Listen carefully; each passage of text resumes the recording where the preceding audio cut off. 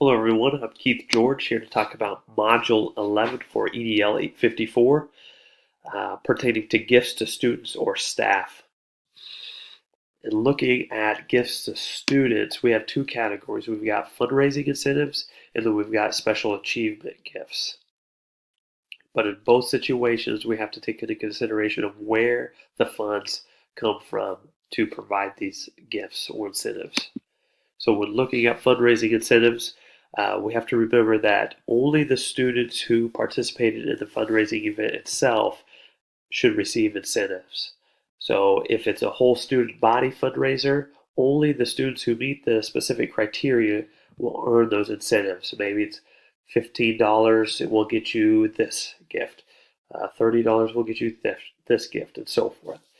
But then we have to be careful of where those funds are coming from to provide those incentives. Let's say it's not a whole body fundraiser, but we've got a couple different student groups coordinating fundraisers.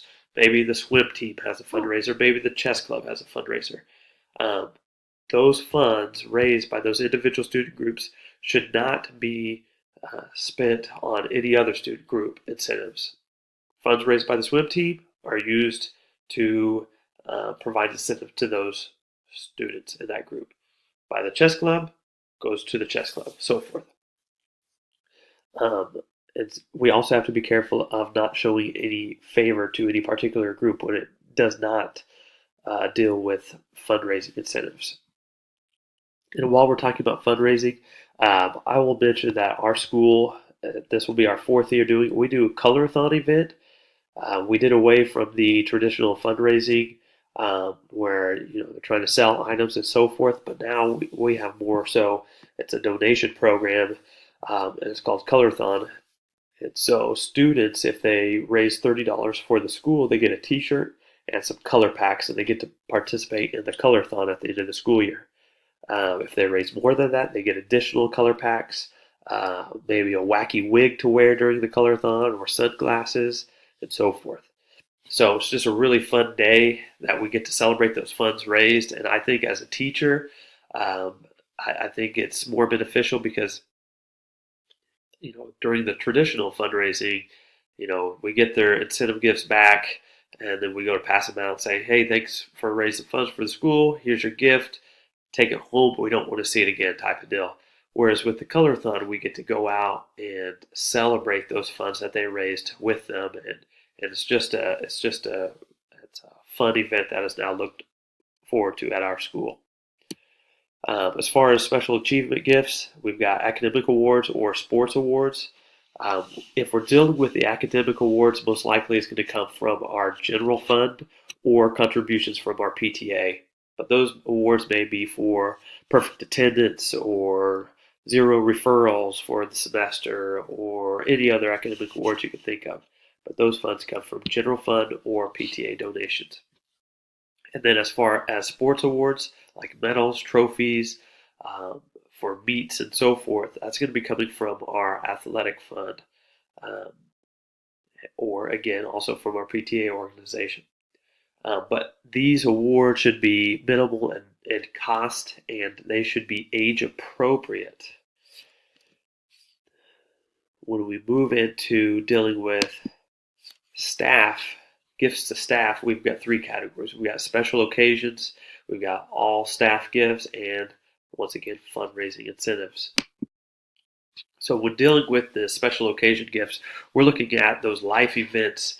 It could be showing support for a staff member who lost a loved one. It could be celebrating the good times and throwing a wedding shower or a baby shower for a staff member. But those are those life events that we celebrate or we show support for our staff members. And that's going to be funded through a Remembrance Fund, which is those funds are raised through the staff or contributed to by the staff. So for instance, at our school, each year we're supposed to contribute $25 to our TOPS program, which provides for these gifts for those life events for our fellow staff members.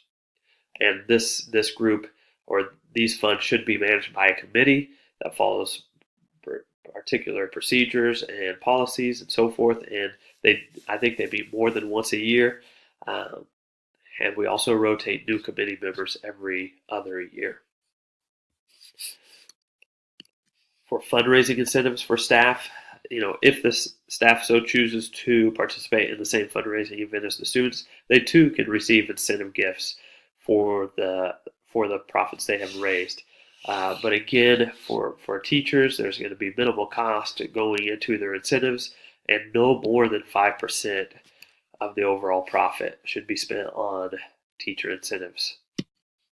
All staff gifts. These are gifts that are going to be given out to all staff in the district or in a building.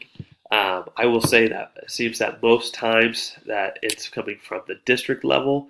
It's donated items from an educational association or agency where they've donated a whole bunch of little writing pads or pens, something of that sort that then the district just passes out to the staff members. If we're looking at more so building level, I know that my administrator several years in a row now has gotten us, just a small thank you box of chocolate during Teacher Appreciation Week and so forth. But these gifts to staff are purchased through funds, again, generated by the staff or donations from PTA. And our PTA does a great job of providing gifts during Teacher Appreciation Week. And on that note of all staff gifts, we've got to be careful of what we use our general funds for. Again, the book suggested that you limit the use of general funds for these gifts, because general funds should be aimed more towards student success. And then we have to remember that these gifts should not be anything that can be taxable. So it cannot be in the form of cash or anything that can be redeemed for cash, because then it could be taxable income for that staff member. So that concludes my presentation. My computer's kind of freezing up. The last slide is just saying thanks for watching, and has my source. It'll probably pop up here in a second. But again, thanks for watching. I obtained my material from School Money Matters. Have a good evening.